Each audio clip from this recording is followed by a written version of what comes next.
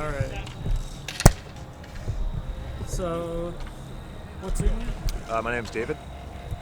And how long have you been playing bike polo? A little bit over a year. How were you when you first started playing? I was terrible. How do you think you are now? Developing. You're developing? Yeah.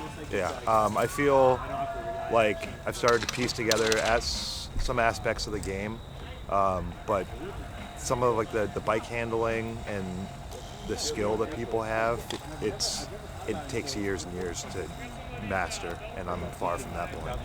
So could you kind of describe what bike polo is? It's a game that's played with two teams of three on bicycles. The flow of the game is similar to hockey. There's no fixed positions.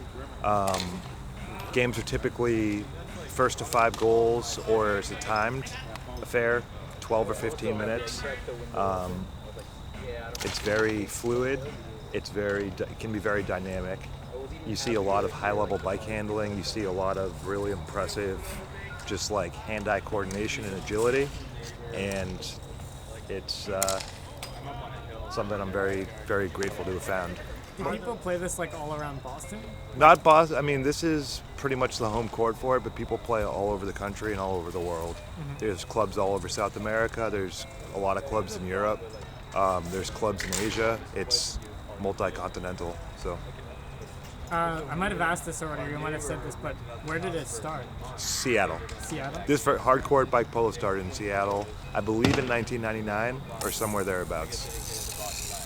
But that was on just pavement. You said it was on grass before? It started in grass in England in the late 19th century, but this is a very different game.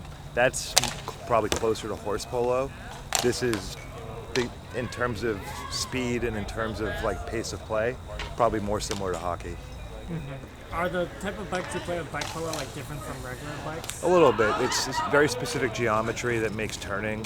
It facilitates turning. It can help with wheelies and pivot turns. A lot of people play on track bikes or something similar. They play with one gear that's usually calibrated to make pedal accelerating easy. You won't have a crazy top end speed. You can't, it's not like a road bike where you could get up to 40 miles an hour. But if you really crank it, you can get up to 20-ish. But most of the game is probably played between 3 and 15 miles an hour. How fast do you think you could go? Am I fastest? Yeah. Probably between the 15 to 20 range. Yeah. It seems like a pretty intense game.